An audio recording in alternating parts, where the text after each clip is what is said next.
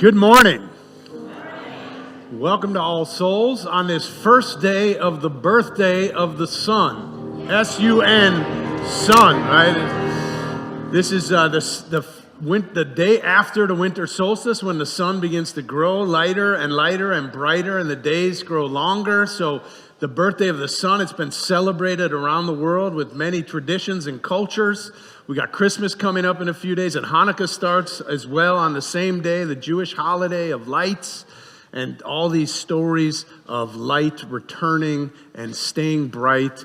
May it not be true of nature and of our stories, and not also in your own life and in your own soul. May the light continue to grow and be born in new ways this time. Welcome to all of us, all of those who are with us online. We got people from across North America, as well as Europe and Africa. I had to look it up in Uganda. One person, Leon's with us from Uganda, I know, and I had to look up, is it winter solstice in Uganda?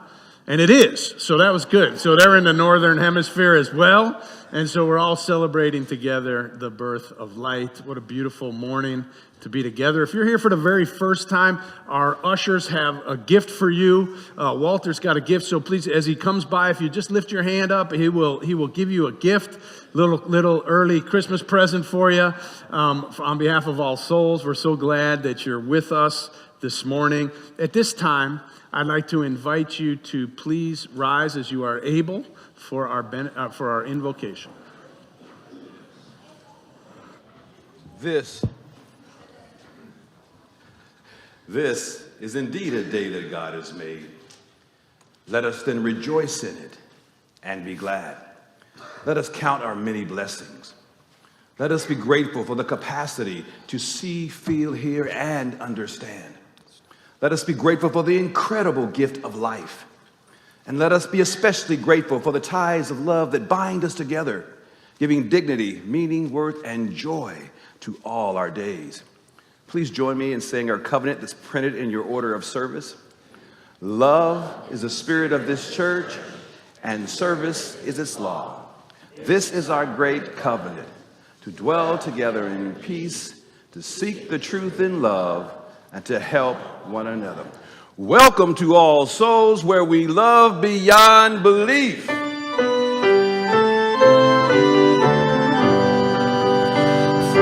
all that dwell below the skies, let faith and hope with love arise. Let beauty, truth, and good be sung through every land by every tongue.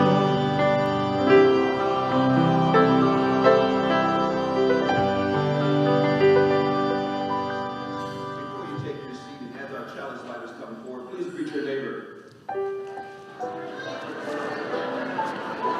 All right. What's that?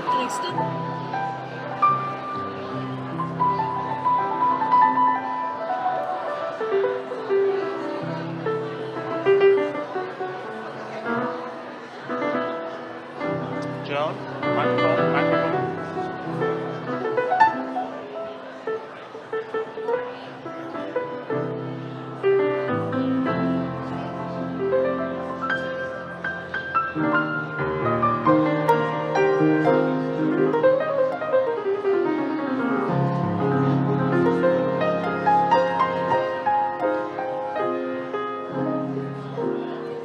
Yes, of course. Beautiful, beautiful. Keep the greetings going throughout the service online and after the service in Emerson Hall. Our chalice lighters today, very, very special. We have Joan and Eve Bjornsgaard.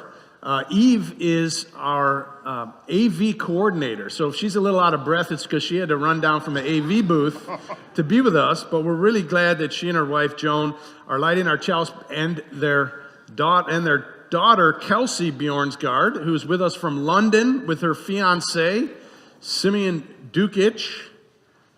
And they are visiting from London. They both work for an NGO there working on peace around the world, and they are recently engaged. So welcome.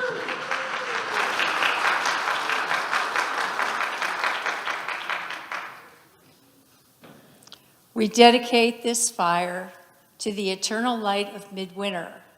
May its flame symbolize the warmth of fellowship in this church, and may its brightness be a guiding star to all kindly spirits who bless this season and this place with their presence, so that we may all remember our calling of the generous heart.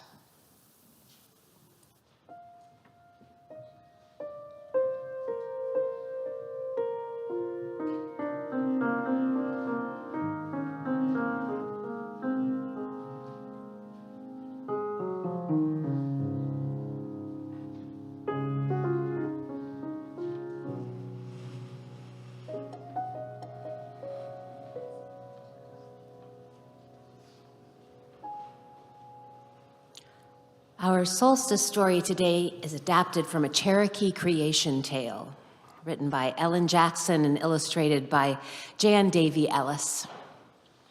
It's one of the many ways we can look at the changing of the seasons and our own internal rhythms that ebb and flow with these darkest of days. Many moons ago, the great sun, S-U-N, created the plants and the trees. Then he blessed them with the gift of green so that they might bring forth fruits and flowers. And all was well for a time, but then the Great One withdrew his face. The winds came down from the mountains of the north, and the gray clouds jostled above the earth. "Oh, Father, don't leave us," cried the plants. "Give us your light and your warmth," cried the trees. But day by day, the great sun sank lower in the sky, and the long nights were as black as a crow's wing. Then the vines began to wither, and frost touched the grasses of the meadow, and a curtain of clouds covered the heavens. "Dear Father, we will die without you," wailed the trees and the plants. "Come back, come back." "He's coming," whispered the clouds. "His face has turned in the sky."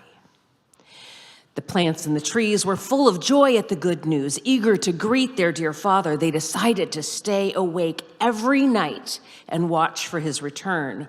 Sumac, sassafras, and purple asters put forth brilliant colors to welcome the great sun. But after a night of watching, they fell asleep. The dogwoods, the alders watched for 2 nights, but soon their boughs grew heavy and they too fell asleep. The maples, the poplars whispered to each other, "We will not give up to sleep." But soon they too were slumbering under the cold stars like the others. When the great sun came from his wigwam on the dawn of the 7th day, the skies were clear. He looked down on the forests and the meadows below, and the only plants and trees still awake to greet him were the pine, the fir, the spruce, the holly, and the laurel.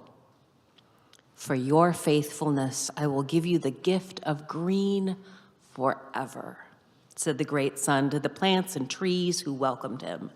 "The others will drop their leaves, sleep through the winter, but you will remain awake. Your color will be a promise of my return to all who see you." And he sent a stream of light across the sleeping earth again. Here ends our story. I invite our young people to come to class to talk about this holiday and the many others that are celebrated in this darkest time of the year.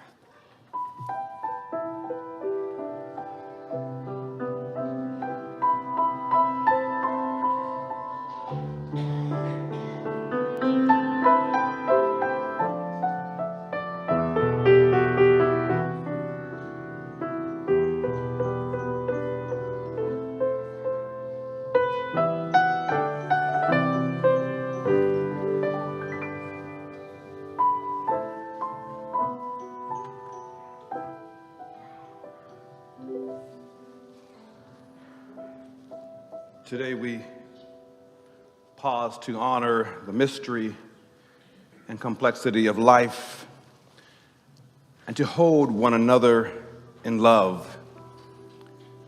Even in times of celebration, we recognize that among us, there are those who may have received a difficult diagnosis. Someone just got engaged, while others have filed for divorce. Someone may have lost a job. So we hold space for those who are going through difficult times, who this season they may be spending alone, or for whom Christmas may be a bit complicated. But during these times, we are reminded that even in the midst of life's challenges and changes, love endures.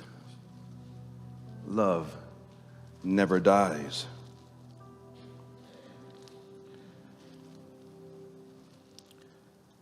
Today, we light a candle for all of those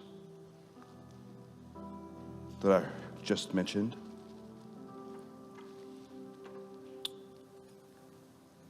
I invite you now to name aloud someone you wish to be included in this sacred moment.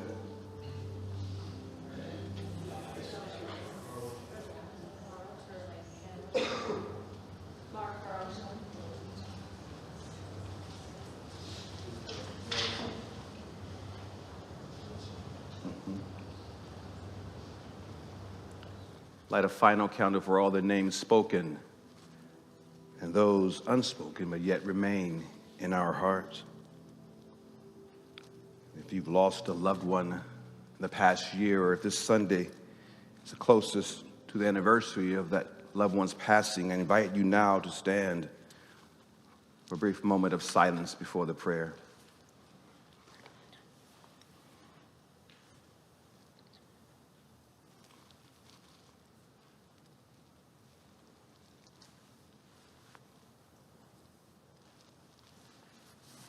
You may be seated.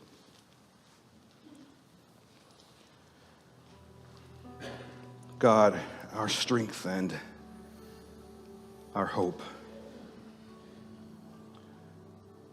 As the world shifts and we feel the changes around us, we gather with gratitude. Gratitude for the rhythm of life. We give thanks for the light that sustains us, the quiet peace of the night, the ground beneath, the great earth that holds us all. In moments of stillness and transition, help us, oh God, to find balance. Help us to find clarity. Help us to find hope. Open our eyes to the beauty in the simple things, in the mundane, in the everyday, in the cool breeze, the gentle hum of nature, the warmth of connection, and the promise of renewal. Oh God, may we be reminded that even in our darkest times, that hope is always present. And let us carry that hope forward. May we be inspired. May our hands and our words heal. And may we bring kindness and goodwill into a world that's so desperately in need of it. And so, in the spirit of these sacred changes, we pray from our hearts and from our soul and from our mind, from our very beings, we say, thank you. Amen, and blessed be. When I breathe in, I breathe in peace. When I breathe out, I breathe out love. When I breathe in, I breathe in peace. When I breathe out, I breathe out love. Sing it with me now.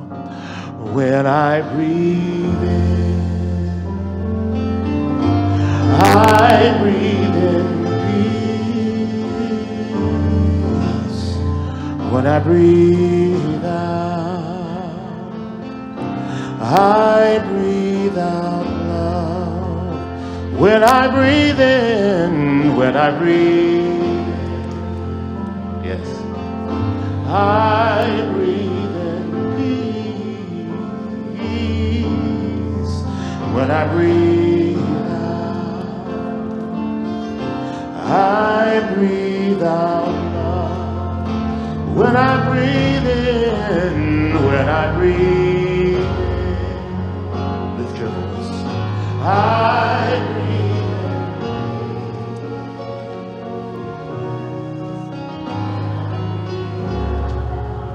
Yes.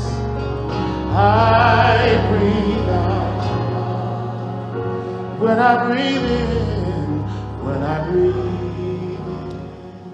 Just your voices now. I breathe in peace. When I breathe out, I breathe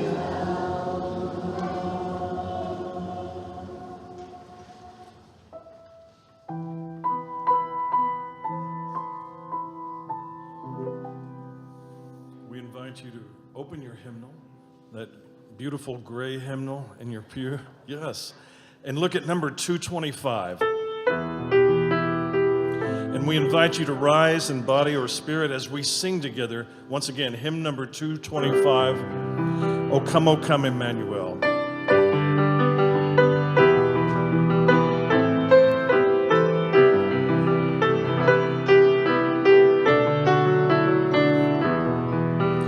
O come, Emmanuel, and with your captive children dwell. Give comfort to all exiles here, and to the aching heart bid cheer. Rejoice, rejoice, Emmanuel shall come within as love to dwell.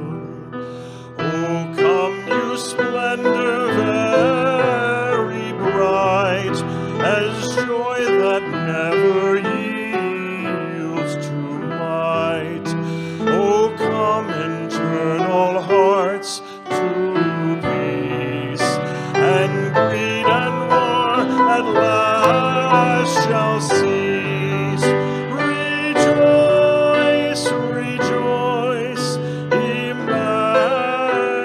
Emmanuel shall come within as truth to dwell.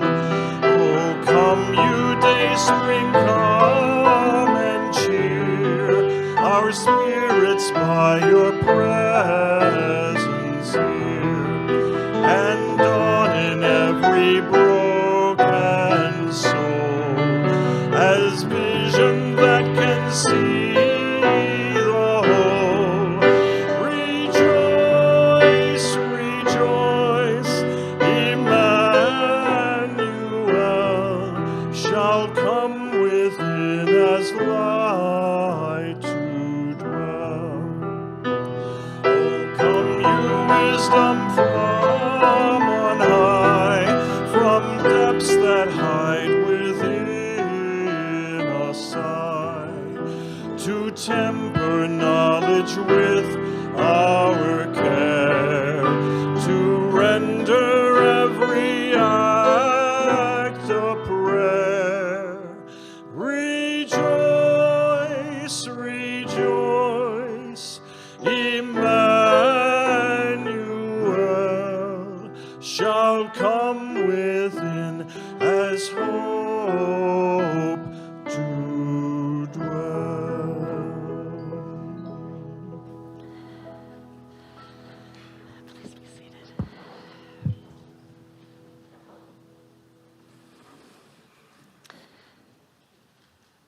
When I was 9 years old, my parents bought land outside of Tulsa to raise horses. Now, our slice of land backed up to a 9-acre wood with a large ravine running through it that went all the way down to the Arkansas River. Neighbors' pastures surrounded us. Our horizons were nearly uninterrupted vistas of nature and Oklahoma sky. We had the best sunsets.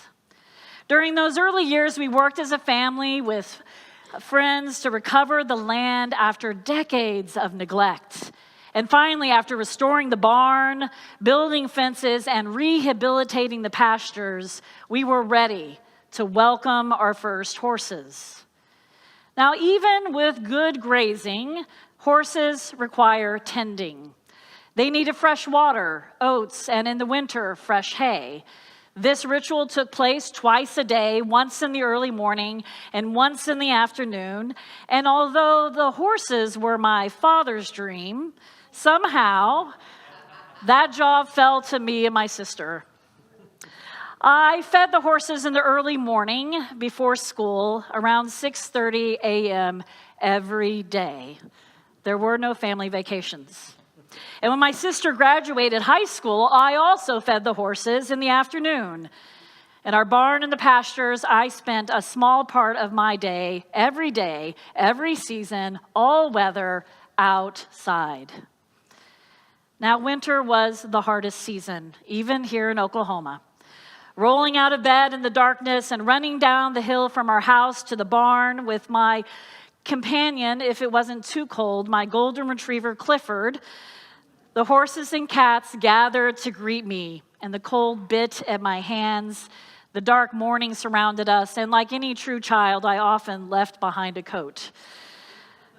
The lack of light made the early morning mysterious and quiet. All my senses came alive in the dark, early morning. And those winter mornings often made my chores more difficult. But winter also brought new opportunities. Winter made it possible to roam the woods as a child. Those cold, dark days meant I could explore the forest and the ravine behind our house for hours with less fear of snakes, ticks, yes, and scorpions. The wonder of the sound of the animals and myself moving through the leaves. The joy of experiencing the icy cold water around my boots. Winter revealed the land in new ways, with the trees stripped bare and the grass golden brown. The sounds changed. The smells were altered. And now that I'm older, I realize that I am changed too, if I only pay attention to winter like I used to.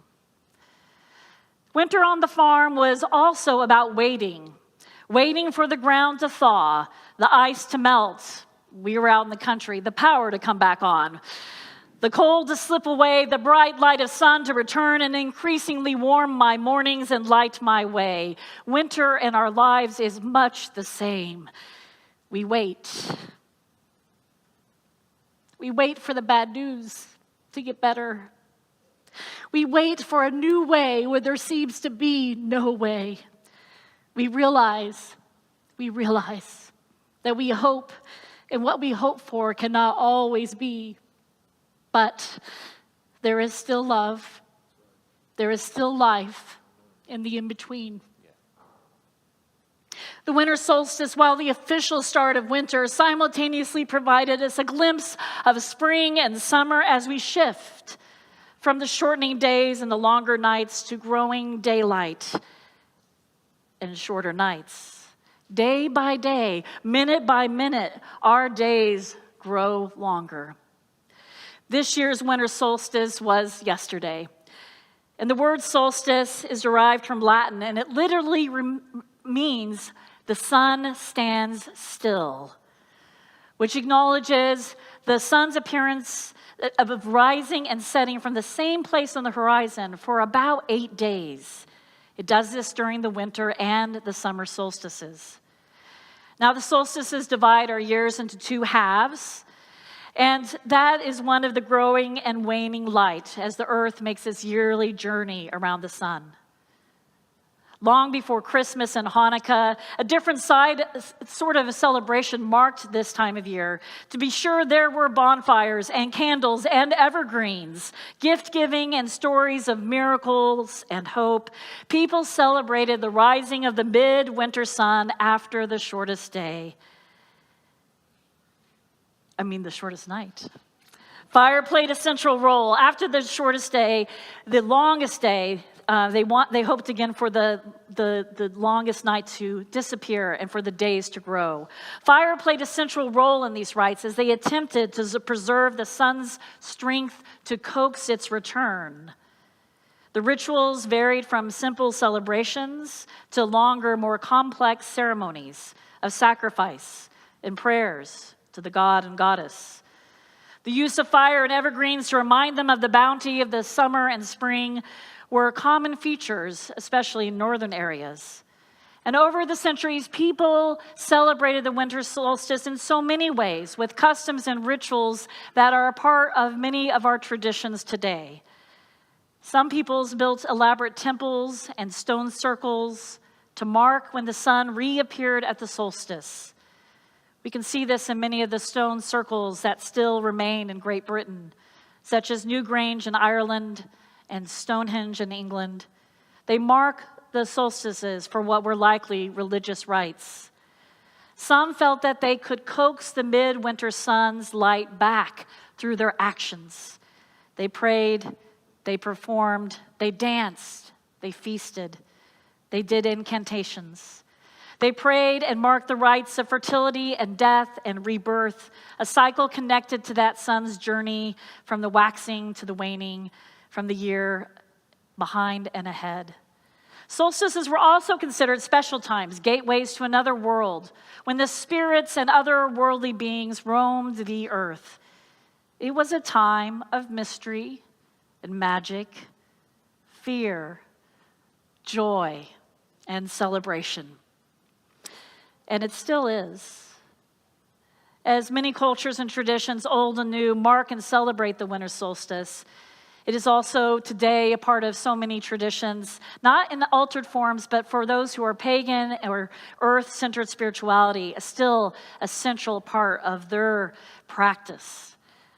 I have friends who went out and chose Yule logs this week and burned it yesterday, decorated their homes with evergreens and candlelight for a different purpose, gathered with family and friends for a time of introspection and expectation. So what can the solstice do for us?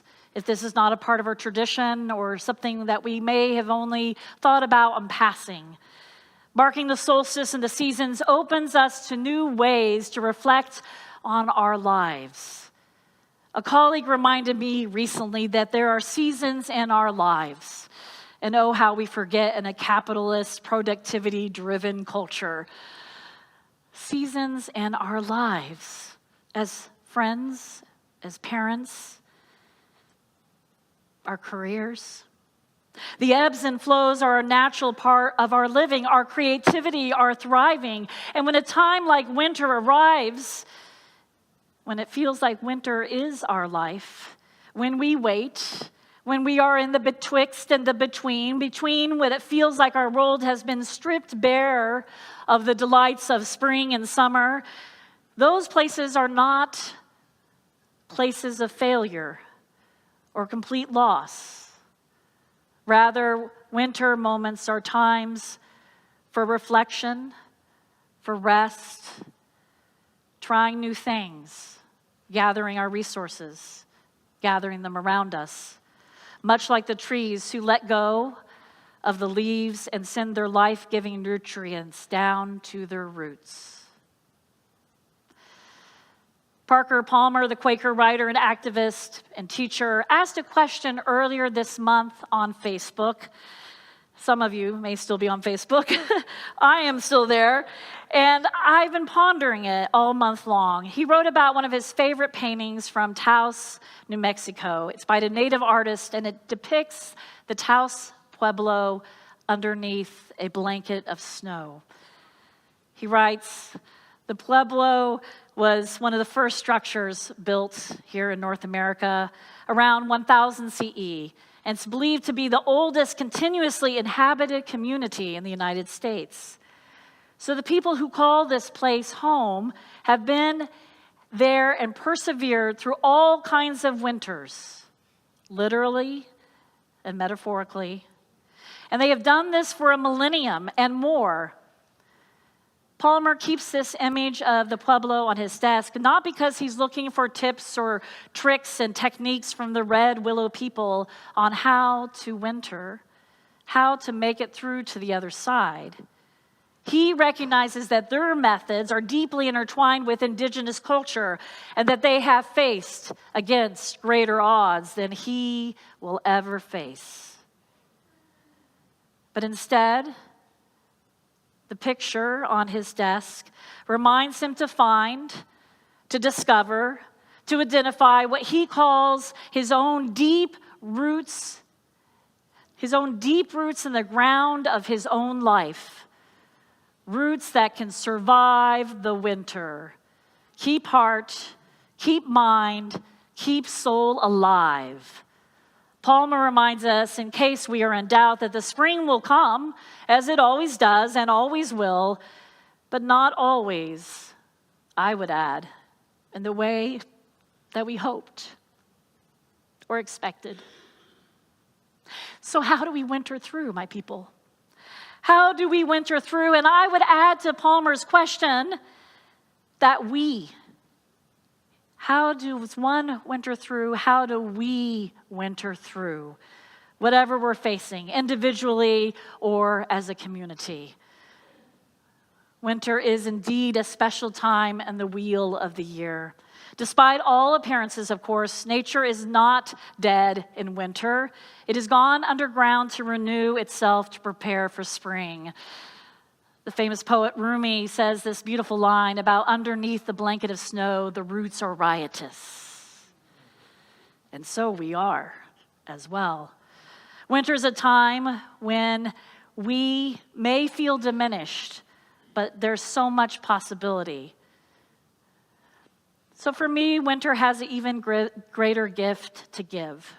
It comes when the sky is clear, the sun is brilliant, the trees are bare, the first snow yet to come. It is the gift of utter clarity. In winter, one can walk in the woods that have been opaque with that growth of summer. Palmer talks about how you can see the trees clearly, individually, and together. You can see the ground they are rooted in.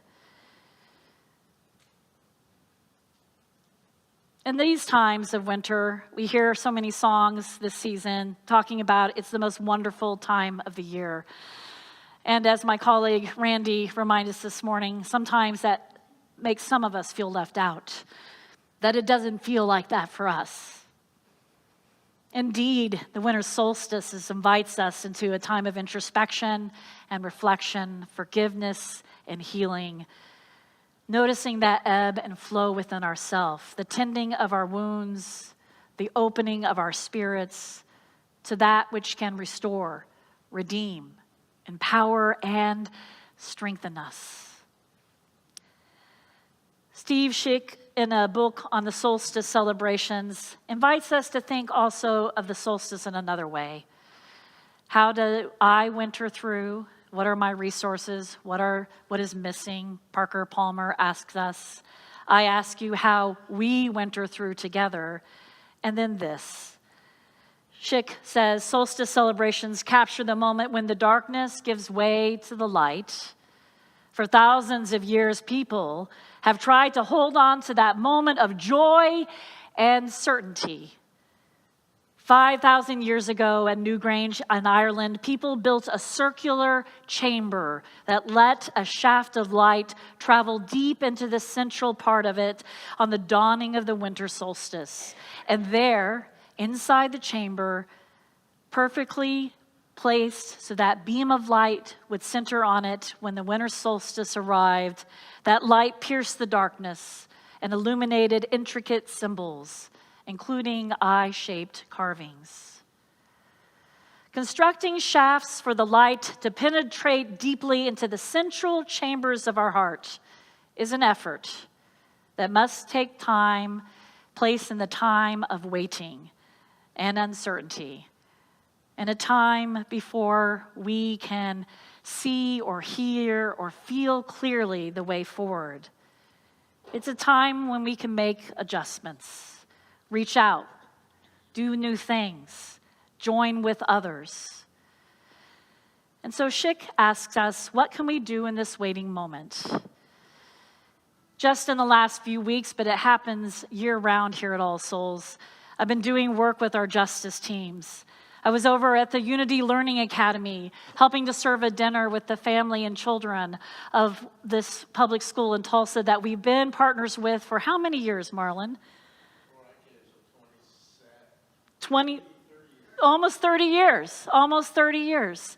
And hear that relationship long and abiding, and to see the families together beaming at this dinner was such a joy. To see children earlier this week, shopping for the hats and the underwear and the gloves and the other donations that All Souls members and friends provided. Coming up on January 6th, our community organizing arm, Action, is inviting people here to the church to sing, to ground ourselves for the work ahead. And coming up on January 26th, the Climate Justice Revival, with programming and a way to get rooted in that cause. There's so many ways in this waiting time to practice the dawning of the light that is both about our inner resources, our resources together, but making certain that that light goes out. Schick reminds us that no solitary individual assembled the great circular stones at Newgrange and other places.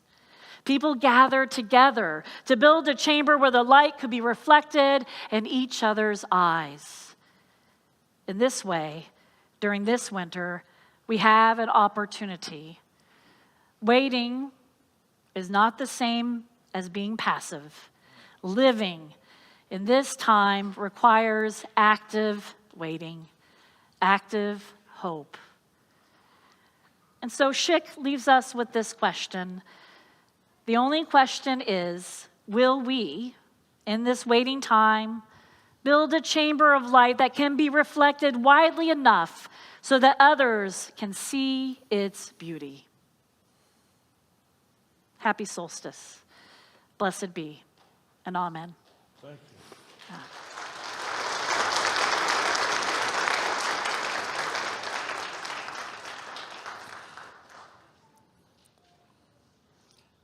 There's been a lot of talk about sun and light, as there should be, and it's a beautiful day for it, isn't it? And so this morning I was thinking, with all this talk about, it made me think of the songs, certain songs and music about the sun, which of course one is the Beatles' Here Comes the Sun. Matt, you might even want to help us on that, but I mean, David, can you give us a little bit of Here Comes the Sun?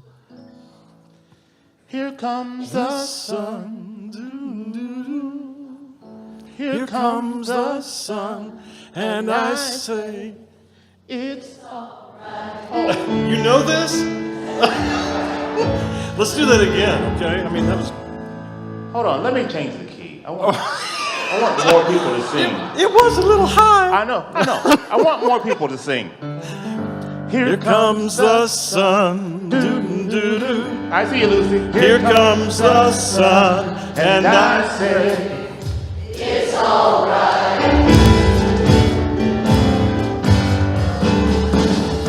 little darling, yeah. it's been a long, cold, lonely winter. Congregation, it's been like years since we've been here. But tell me, Here comes the sun. Here comes the sun. And I say, it's all right. there was another one. Oh, wait. There was another one. know. thought of something else? Another one about the sunshine, you Oh, know. yeah. By what's his, Stevie something, Stevie. One. Oh, It's a wonder.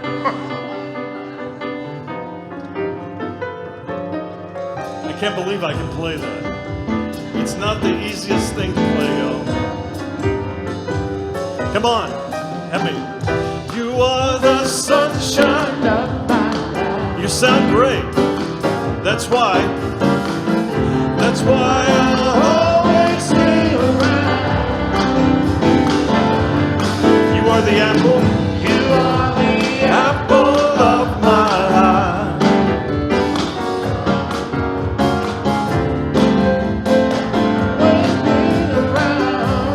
Now another one, the last one. I mean, let the sunshine. Let the sunshine. You guys know that? What's that musical it's from? Which I wish I had some. Yes. Okay, now, but Something like, let the sun shine. Let the sun shine in. The sun shine. Let me have some drums on it. Come on. Let the sun. Why don't you make your own harmony?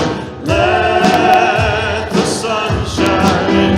The sun shine in. Let the sun shine. Let the sun shine.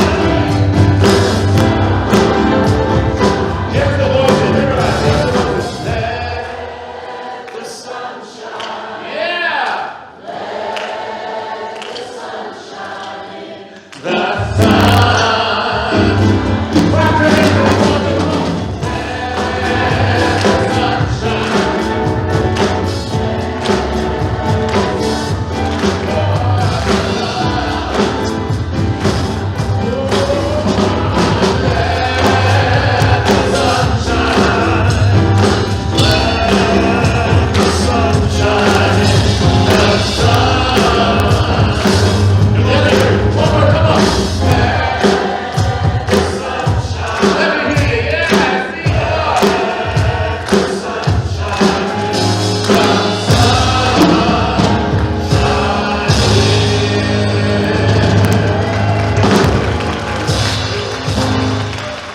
Beautiful. Please be seated for just a moment. We talking about the sun. I felt like the sun, the roof cracked open and the sun came right in.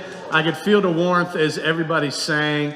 Speaking of sun, S-U-N, I'm also thinking of S-O-N. A lot of people's sons are here and daughters and who are here back. I see Sam Shakota's with us, and of course Nicole's son Kirk is here, and her husband Frederick and his son is with us, and so many other sons back from college and back for the holidays. It's so great to be together. I hope you'll come out on Christmas Eve. We've got 3 very special services this Christmas Eve. 4:30 is more child focused for our little children. It's very interactive and really fun. All of the services we're going to sing everybody's favorite hymns. We've got choirs that are going to sing, and we're going to light candles and share the light with one another. So they're going to be wonderful. At 6 o'clock, we have our traditional service. It's a service we've been doing in this church for decades, and it's just beautiful with organ and singing, and our children's choir sing, and it's just going to be fantastic. And then at 7:30, we're doing kind of a jazz gospel service, and we're going to have Tommy Poole on the saxophone and Majesty Pearson, who's just back from singing with Stevie Wonder. She's been doing backup singing for Stevie Wonder on his recent tour, and she's got a #1 Billboard gospel hit on the Billboard gospel charts at #1 this season. So she's going to be with us. Majesty Pearson, Bishop Carlton Pearson's daughter. So it's going to be a great Christmas Eve. Maybe you'll stay for all 3. So come on out. It's going to be online as well for everybody who's online. Don't miss out. I've got a few other things. Oh, and if you're coming at 4:30 and 6, if you would bring some cookies to share, we would love that. You can bring those and hand them in, and at the end we'll have a reception with cookies, with your cookies. So I hope you can come and bring some cookies. Our youth choir will sing at 7:30, and all the alumni of the youth choir. So we've got now parents and their youth are singing together, multiple generations. It's really fun and exciting. So not to be missed out on. Also, I want to let you know, if today we have 4 times a year we do communion here at All Souls, and today after this service in the chapel, I'll be leading a communion, a Unitarian communion service, open to everybody. It's an open table, it's a welcome place, and it is done in the spirit of remembrance. And today we will be doing this ritual with the sense of letting in the light and the beginning of new light being born in our lives. And everybody's welcome. You can come and just sit and watch if you're unsure about whether you want to participate, see what it is. And anybody's welcome and everybody's welcome. We give instructions so everybody can feel a part of it, and you don't have to have done it before. So we welcome you to that. Let's see, I got a couple of, I understand we need some shuttle drivers. So one of the beautiful ministries of this congregation is bringing people, helping them come to All Souls when they can't make it, and driving and hearing their stories and being a part of their lives. So if you're interested in the new year about helping us with the shuttle driving on Sundays, we like to have enough so that we can share it, so you only have to do it once a month or so. And we'd love to have some new shuttle drivers. Let's see. And I wasn't even looking at my notes here, so I'm just trying to remember. This is not the last Sunday of December. We got one more Sunday, and so we're going to close out the year really strong. Reverend Lewis is going to be delivering a message, and our youth are going to do a pancake breakfast on the last Sunday of December. So come on out and let's have some pancakes together. You can also, our children are all being invited to come in their pajamas, and you are welcome to come in your pajamas as well. I think Randy might be in a onesie. I don't know. We'll see. Finally, our offering, one of the ways that we share the light of this place around the country and around the world and our community is by giving our offering plate away each week. And today our offering will go to the Lindsay House, which provides homes for women experiencing homelessness. It's a wonderful, stable place where they get a lot of resources so that hopefully they move out of homelessness with their families and their children. So please give generously.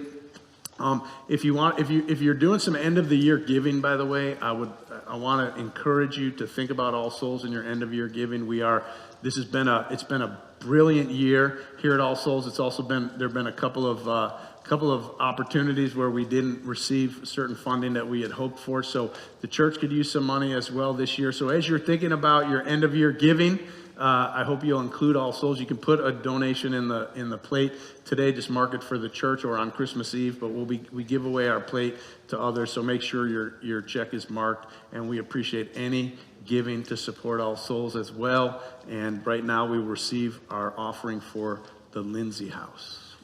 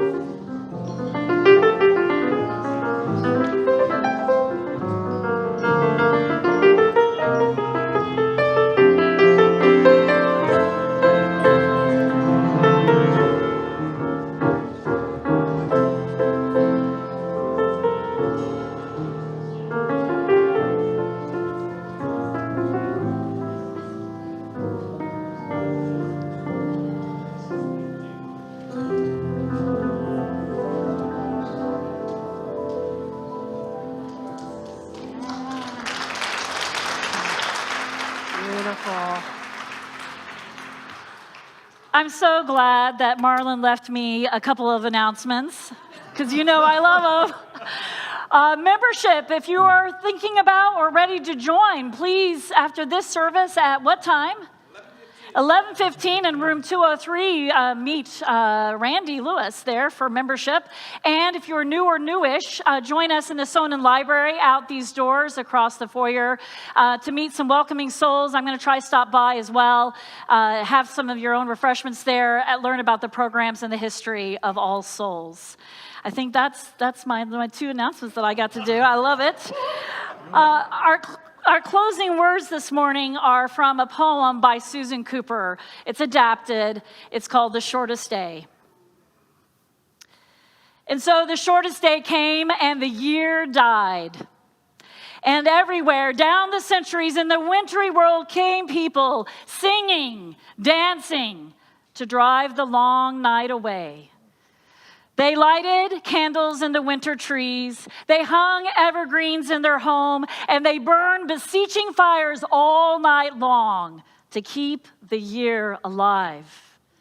And when the new day sunshine blazed awake, they shouted, reveling. All across the ages, you can hear them echoing behind us. Listen. All those long echoes sing the same delight. As promise wakens in the sleeping land, they carol, they feast, they give thanks, and they hope for peace. They dearly, dearly love their friends. And so do we, here, now, this year, and every year. Welcome, Yule.